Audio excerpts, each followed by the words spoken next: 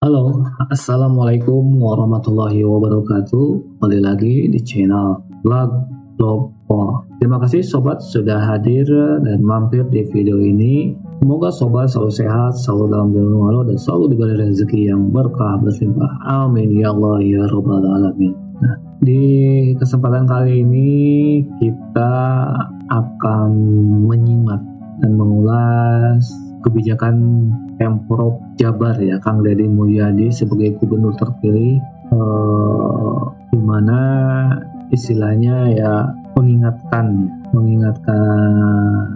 kita ya, bahkan di sini di pertemuan dengan para kepala daerah terpilih di Jawa Barat mengingatkan dan membahas berbagai strategi pemerintahan yang akan dijalani tanpa mendiskreditkan pemimpin sebelumnya. Ya mungkin kita semua tahu ya, bahkan kita sering bertanya-tanya karena kebijakan-kebijakan pemerintah seringkali berubah dari satu pemimpin ke pemimpin berikutnya. Bagaimana jika perubahan ini bukan sekedar pergantian kebijakan, melainkan sebuah langkah koreksi untuk masa depan yang lebih baik. Nah, ini yang dilakukan Kang Deddy, mengingatkan para kepala daerah terpilih di Jawa Barat. Apa aja yang diamanatkan dan disampaikan Kang Deddy Mulyadi? Yuk tonton videonya. Baik, bismillahirrahmanirrahim. Assalamualaikum warahmatullahi wabarakatuh. Waalaikumsalam warahmatullahi wabarakatuh. Bapak dan Ibu yang saya hormati, para bupati, wali kota terpilih, dan wakil bupati dan wakil wali kota terpilih seprovinsi Jawa Barat, saya mengucapkan terima kasih atas kehadirannya di kediaman saya di kampung. Yang kedua, saya mengucapkan selamat pada semuanya yang sudah terpilih, baik yang akan dilantik tanggal 6 maupun yang akan dilantik setelah putusan Mahkamah Konstitusi. Tepuk tangan dong. Yang paling senyum itu Bupati Kabupaten Bandung. Karena apa? Karena PJ-nya tetap tidak ada masalah untuk ini itu. Dan yang paling hebat itu Bupati Kabupaten Bandung itu bisa merubah mindset dari ketertinggalan menjadi yang terdepan. Sama dengan Pare, di luar dugaan. Nah, tetapi pada kesempatan sore hari ini saya mohon maaf kalau berbagai fasilitasnya kurang memadai, dan saya juga menyampaikan rasa prihatin PR kita bersama buat Pak Wali Kota Bandung karena banjirnya viral. Ya bukan salahnya Pak Wali, tapi memang itu tugasnya Pak Wali. Parahan datang, banjir hilang. Takut dong. Nah, yang kedua, saya menegaskan hari ini posisi kita adalah posisi kepala daerah dan wakil kepala daerah. Keterikatan kita itu cuma satu, pada visi dan misi yang kita kampanyekan kepada masyarakat, dan itu harus terwujud. Saya tidak akan membedakan Bapak dan Ibu setelah tanggal 6 nanti berasal dari partai mana. Bagi saya tidak penting. Yang terpenting adalah bahwa keberhasilan Jawa Barat istimewa itu sangat tergantung kepemimpinan para bupati dan wali kota yang masing-masing punya visi, punya misi, dan punya tagline-nya masing-masing.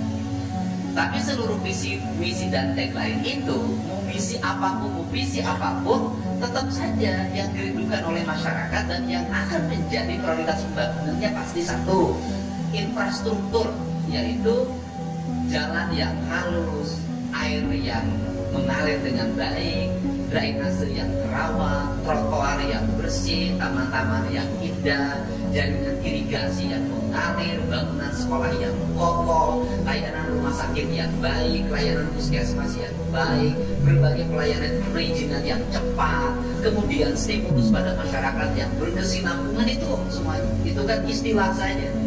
Nah, dari seluruh rangkaian itu, maka mungkin saya paham betul bahwa pertama, kita tidak mesti menjelekkan pemimpin sebelum kita, walaupun menjadi lawan politik kita.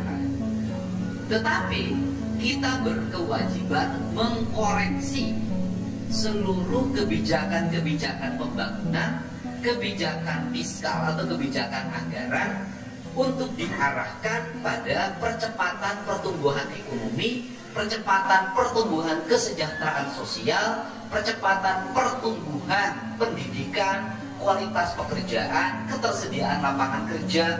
Itu yang jadi fokus utama. Kalau dikoreksi pasti nyenggol. Tapi kalau nyenggol, yang kita koreksi adalah kebijakan, bukan orang. Orang boleh berganti, tapi kebijakan harus berubah. Nah, ini yang pertama. Untuk itu, ada konsepsi yang akan dirubah di Provinsi Jawa Barat. Konsepsinya adalah konsepsi Provinsi Jawa Barat yang biasanya jadi menara gading, hidup dalam pengelolaan uang yang triliunan, kadang mengalami kebingungan uangnya didistribusikan kemana, karena waktu menyusun anggarannya terbatas, kemudian juga aspek politik yang sering mendominasi, yang pada akhirnya melahirkan ketidakadilan distribusi pembiayaan antar daerah, antar organisasi, antar lembaga, sehingga seringkali menggunakan pendekatan-pendekatan politik untuk mendapatkan alokasi pembiayaan. Maka seluruh rangkaian itu akan saya hapus. Tidak ada pendekatan politik terhadap alokasi finansial, alokasi kebijakan. Yang ada adalah pendekatan kebutuhan pembangunan pada sebuah wilayah. Maka pendekatannya adalah: satu, berapa jumlah penduduk pada sebuah wilayah; dua, berapa luas wilayah; tiga, aspek mana saja yang menjadi kebutuhan dasar pembangunan yang belum terpenuhi. Maka tiga variabel ini yang akan jadi landasan. Maka nanti kami penghitungan dana bantuan untuk desa misalnya tidak ada lagi dibikin 100 juta rata. Semuanya akan dipertimbangkan, diindekan berapa jumlah penduduk di desa itu. Begitu juga terhadap kabupaten kota. Sehingga saya tidak mau lagi terulang ada satu kabupaten nol alokasi, ada satu kabupaten yang langganan 400 miliar, 700 miliar, 400 miliar, 700 miliar. Dan itu pun, rasio itu pun akan kita gunakan pada bantuan andai kata masih dibutuhkan. Itu bantuan hibah organisasi kemasyarakatan, hibah organisasi keagamaan, hibah lembaga pendidikan. Semuanya harus didasarkan pada indeks manusia yang ada di dalam. Kalau tidak, nanti terjadi kekacauan. Kekacauannya adalah siapa yang punya kuasa, siapa yang punya lobby, maka dia dapat banyak, saya nggak bisa. Nah, ini yang akan menjadi dasar pertimbangannya. Karena ini menjadi dasar pertimbangannya, maka kita harus bersyukur di Jawa Barat ini punya PJ Gubernur yang lurusnya luar biasa. Tidak punya orientasi politik, tidak cawe-cawe keuangan, orangnya sederhana, dan betul-betul mengantarkan. Pada saat saya tidak membentuk tim transisi, karena saya tidak mau lagi melibatkan politik dalam birokrasi, maka PJ Gubernur menunjuk 10 orang eselon 3 untuk mendampingi saya membicarakan keuangan pemerintah provinsi. Maka kita mulai dari misalnya bagi hasil pajak kendaraan bermotor. Kebijakannya adalah bahwa uang pajak kendaraan bermotor harus 100% untuk pembangunan infrastruktur jalan. Gak boleh digeser-geser. Andai kata seperti kota Bandung memang duitnya banyak banget.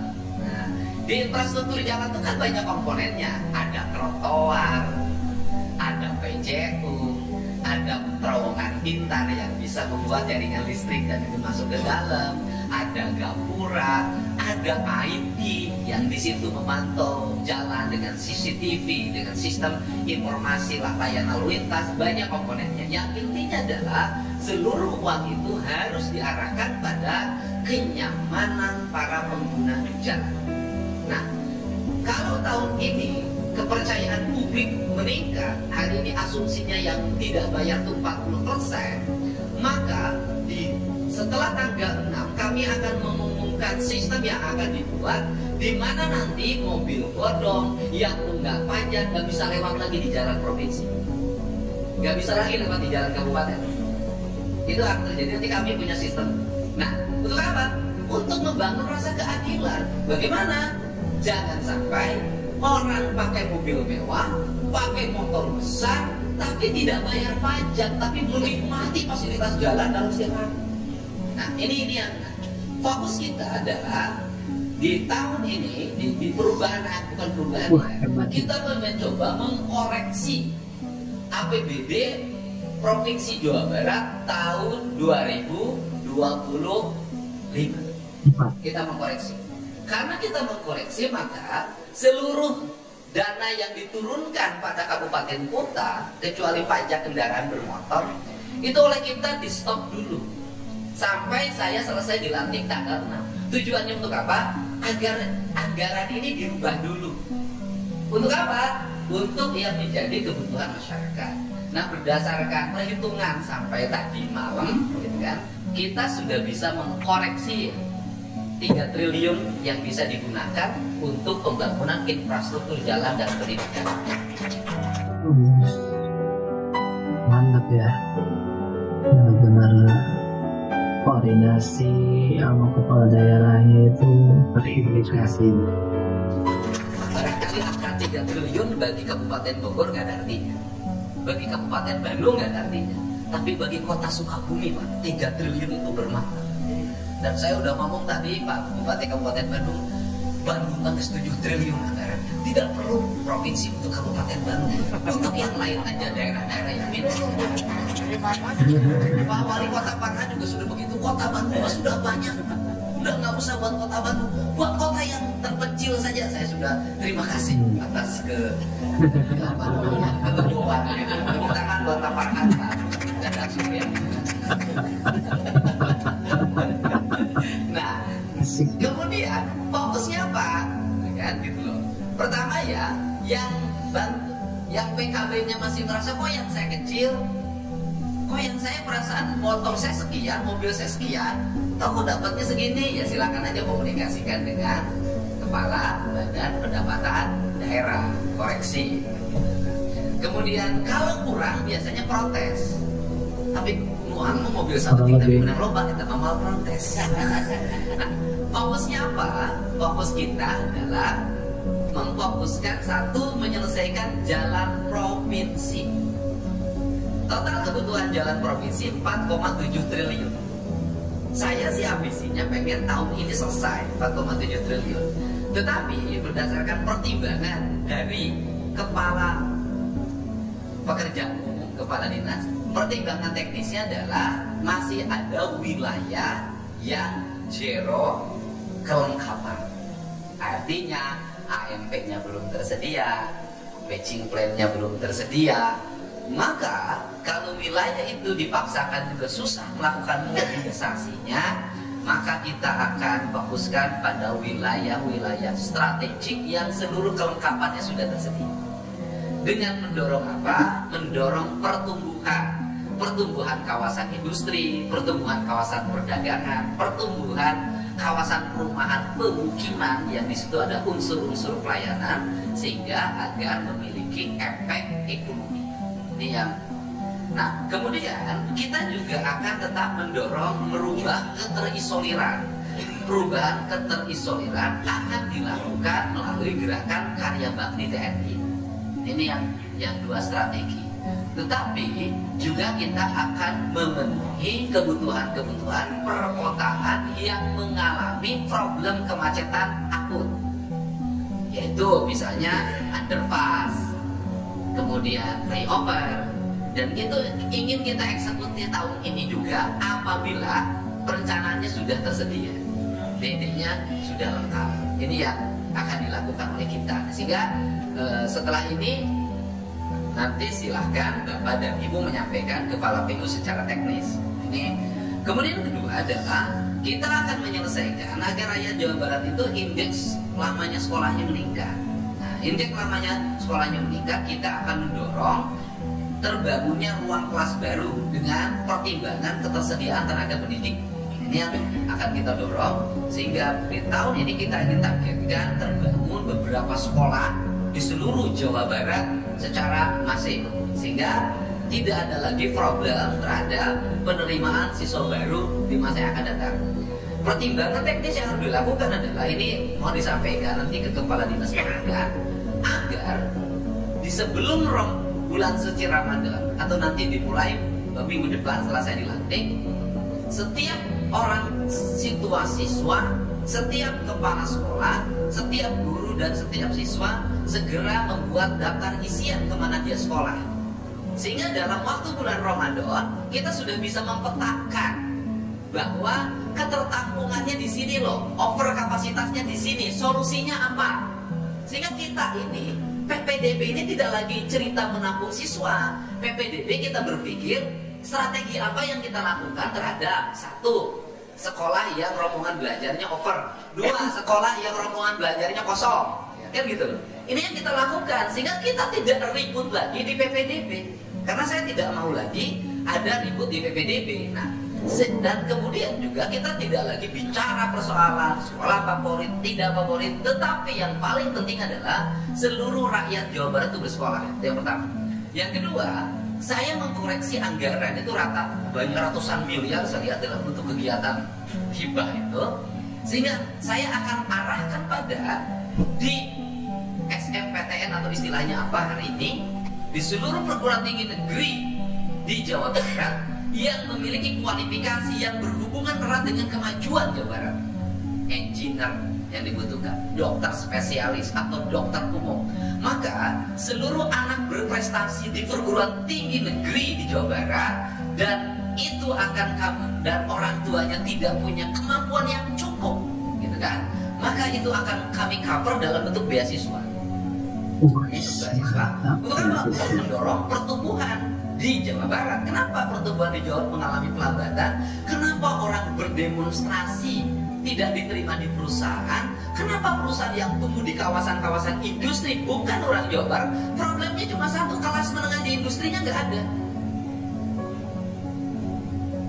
Jadi kalau di pabrik di kita nggak ada manajer, nggak ada HRD-nya, nggak ada supervisornya. Yang orang Jawa Barat susah terakses, sudahlah pendekatannya itu kok susah terakses. Akhirnya mereka pasti membawa relasi dari kampungnya.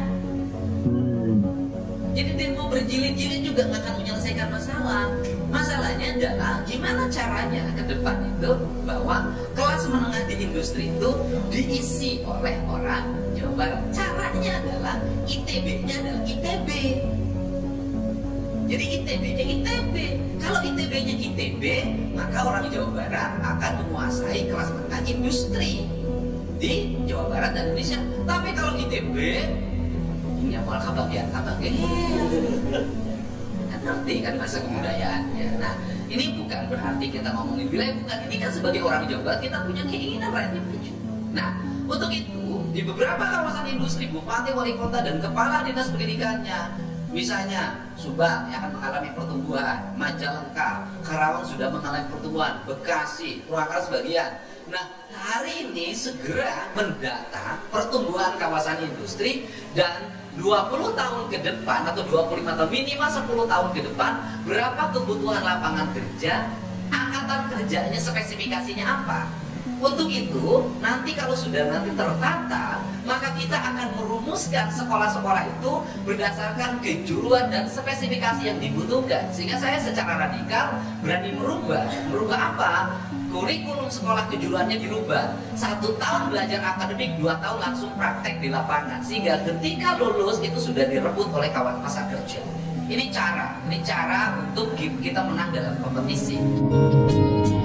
Nice, berani ya ambil kebijakan kayak gitu. Tapi emang apa ya?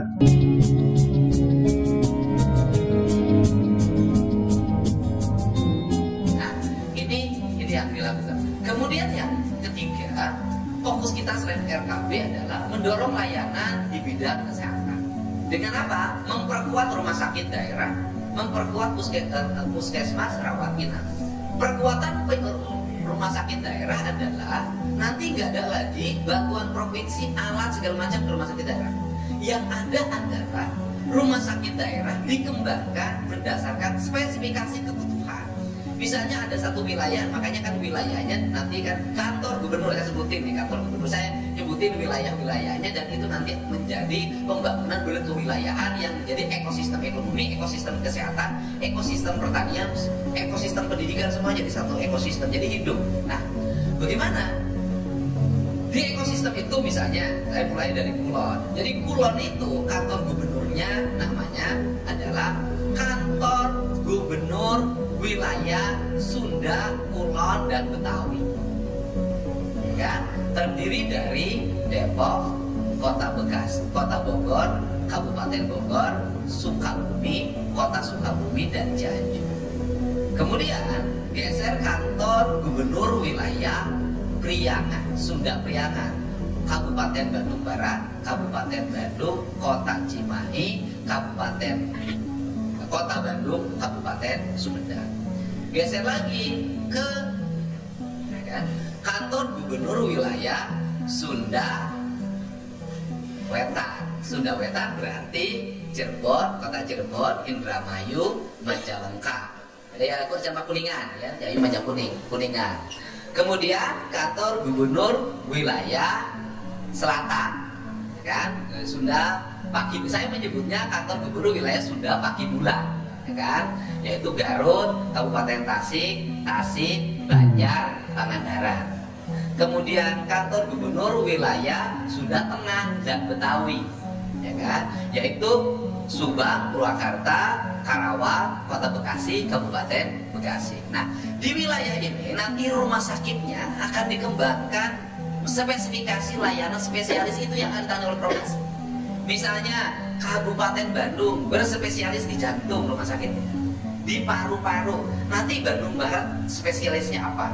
Dan itu nanti pertama mungkin provinsi akan mendorong tenaga yang bersifat keahlian yang hari ini ada. Tapi dalam ke depan nanti para bupati wali kotanya silahkan melihat kinerja para dokter umum, mau ASN non ASN, yang mengabdinya baik, maka kami akan menyekolahkan spesialis oleh pemerintah provinsi. Dan kemudian kami nanti akan bangun di rumah sakit itu langsung ruang layanannya, peralatan teknisnya, peralatan medisnya, pembiayaannya. Maksudnya untuk apa? Agar rakyat itu tidak numpuk di Bandung, tapi di wilayah atau gubernur wilayah itu, orang Sumedang sakit ke paru-paru misalnya ke Kabupaten Bandung, orang Kabupaten Bandung nanti mau operasi kanker itu ke Kota Bandung. Sama setiap daerah begitu, spesialisasi itu ada di setiap wilayah, sehingga kita tumbuh. Untuk apa? Itu menumbuhkan efek ekonomi berbasis keadilan, agar uang itu tidak beredar menumpuk pada satu kota besar yang seluruh layanannya ada, nanti pajaknya numpuk di situ. Saya ingin dorong semuanya daerah. Ini yang ekosistem itu yang dilakukan. Nah, kemudian setelah layanan bidang kesehatan, maka kita akan dorong juga akselerasi antara ketahanan pangan dan kelestarian lingkungan. Nah, ketahanan pangan itu kan modal dasarnya adalah air. Air itu ada yang dari mulai danau, situ, embung, itu bahasa Sundanya. Nah, itu akan menjadi fokus kita untuk mengembalikan kembali fungsi-fungsi. Nah, fungsi-fungsi danau itu, situ-situ itu hari ini sudah banyak yang berubah menjadi milik perorangan. Nah, kalau seperti ini ya kita tegas aja, pakai pendekatan hukum. Pendekatan hukumnya bagaimana? Loh, laut dikapling, kejar siapa yang mengkapling lautnya, siapa yang mengeluarkan sertifikatnya. Tanah itu dulunya adalah danau, tanah itu dulunya sungai, tanah itu dulunya adalah sumber air milik negara, dikuasai negara, tiba-tiba hari ini udah berubah jadi giring, jadi sertifikat, pidanakan. Untuk apa? Agar mereka melepas. Setelah melepas dikembalikan fungsinya, Pak. Karena tugas saya hari ini adalah, tugas seluruhnya adalah mengembalikan fungsi-fungsi alam Jawa Barat. Nah, ini setuju ini. Ini emang fungsi-fungsi alam mesti di ini. Harus berani ya. Harus tegas ya. Maka nanti kalau tahun ini full jalan misalnya 4 triliun atau 3 triliun, kebutuhannya makin menurun, tahun depan bisa jadi 7 triliun. rehabilitasi seluruh daerah aliran sungai, rehabilitasi embung-embung, rehabilitasi danau-danau kecil, rehabilitasi situ-situ, rehabilitasi dan aliran sungai. Itu apa? Menunjang pertanian. Nah, kemudian sikap penegasannya adalah nanti saya keluarin perpunya karena kita berdasarkan perpres, maka fungsi-fungsi sawah harus dikembalikan menjadi sawah. Nah, andai kata ada pengembangan kawasan industri, memerlukan hurukan, memerlukan bahan material tambang, maka nanti kita rumuskan dalam kerangka berpikir yang tepat. Kerangka berpikir yang tepatnya bagaimana?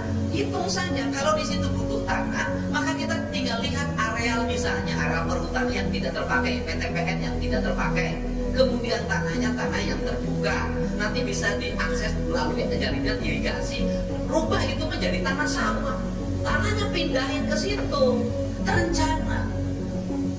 Nah ini yang akan menjadi fokus kita, sehingga saya nutup tambang itu tujuannya adalah ingin melihat dulu, ditutup dulu, setelah itu nanti saya hitung, Pak Iman berapa kebutuhannya, jalan tol berapa kebutuhannya, perhutani kamu punya apa, PTPN kamu punya, mari kita bangun, kita bersama.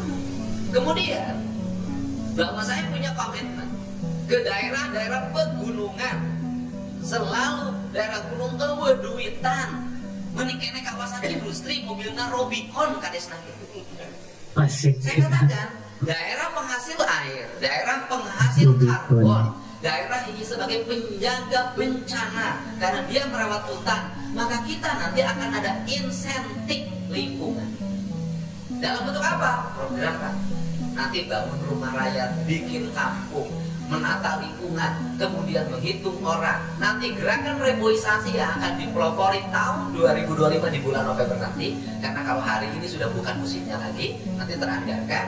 Itu konsepnya adalah rakyat menanam padi, kemudian harus ada tanaman hutan, kemudian ada tanaman kebun dan nangka, betul.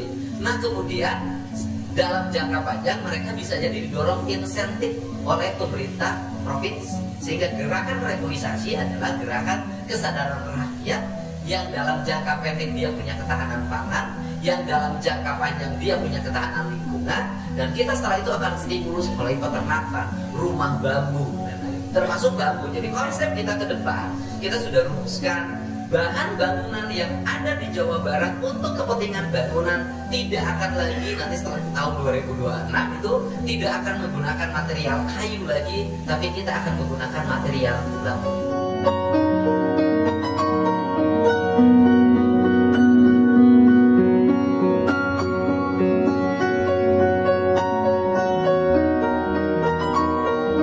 Nah itu ya sobat ya. Jadi dalam pertemuannya yang dihadiri kepala daerah terpilih di Jawa Barat ini, Kang Deddy membahas strategi pemerintahan yang akan dijalankan dan tanpa harus mendiskreditkan atau menyalahkan pemimpin sebelumnya. Fokus utama yang diangkat adalah bagaimana kebijakan-kebijakan sebelumnya yang dikoreksi agar lebih optimal dalam mempercepat pertumbuhan ekonomi, kesejahteraan sosial, dan peningkatan kualitas pendidikan serta infrastruktur. Ya. Jadi yang dikoreksi itu bukan pribadinya, tapi kebijakan-kebijakannya. Jadi ya perubahan harus berbasis evaluasi kebijakan, bukan politisasi individu. Pemimpin boleh berganti, tetapi kebijakan harus terus disempurnakan. Dan Kang Deddy juga menyampaikan bagaimana mendistribusikan anggaran berbasis kebutuhan, bukan kepentingan politik. Dana akan dialokasikan berdasarkan jumlah penduduk, luas wilayah, dan kebutuhan pembangunan. Tidak ada lagi kabupaten yang mendapat anggaran besar hanya karena lobby politik. Jadi fokus pada perbaikan jalan, drainase, dan fasilitas umum, pengalokasian dana untuk pembangunan sekolah dan peningkatan kualitas pendidikan, reformasi kurikulum sekolah kejuruan agar lulusan lebih siap kerja. Banyak ya. Bahkan Hebatnya tuh tentang beasiswa buat siapa aja yang nggak mampu tapi memiliki kemampuan, kepintaran gitu ya, prestasi, nanti akan mendapatkan beasiswa ya. Terus bagaimana cara membangun ketahanan pangan, terus bagaimana nanti membangun rumah sakit dengan hanya bertumpuk di Hasan Sadikin, tapi setiap daerah memiliki rumah sakit. Bahkan kan akan membangun beberapa kantor gubernur kan, Gubernur Sunda Kulon, Gubernur Sunda Wetan, Gubernur Sunda Kidul, Wetan, tadi itu terus tengah, utara ya. Jadi kan nanti katanya akan berkantor di pindah-pindah gitu di kantor gubernur mana gitu kan. Tapi nanti di setiap itu harus memiliki rumah sakit dan integritas, harus memiliki dokter-dokter spesialis ya. Untuk sekarang mungkin dokter-dokter yang ada, dokter umum yang PNS dan PNS ya, nanti kalau misalnya baik ini ya disekolahkan. Wah, ini nih kebijakan-kebijakan yang notabene yang sangat transparansi dan efektif ya cara penyampaiannya. Kita sebagai warga ya, kita harus benar-benar mengawasi dan terus monitoring ya, dan bagaimana ini kebijakan-kebijakan bisa supaya jalan. Kayak tadi itu kan masalah tentang pajak, bagaimana nanti untuk berkeadilan, jangan sampai mobil-mobil bodong, motor-motor bodong bisa menikmati jalan-jalan yang halus. Nanti katanya ada sistemnya bagaimana mobil-mobil bodong itu jangan sampai lewat ke jalan-jalan yang dibangun oleh pajak masyarakat. Ini perubahan kebijakan bukan sekedar perombakan ya, tetapi koreksi yang diperlukan untuk memastikan keberlanjutan pembangunan. Dengan fokus pemerataan, transparansi, dan efektivitas, diharapkan Jawa Barat dapat menjadi provinsi yang lebih maju dan sejahtera bagi semua warganya. Itu mantep Kang Deddy lah. Gimana tanggapan sobat semua tentang kebijakan-kebijakan yang disampaikan Kang Deddy barusan? Yuk tanggapi di kolom komentar. Jangan lupa untuk like, share, dan subscribe bagi sobat yang belum subscribe. Terima kasih sudah nonton sampai akhir video ini. Wassalamualaikum warahmatullahi wabarakatuh.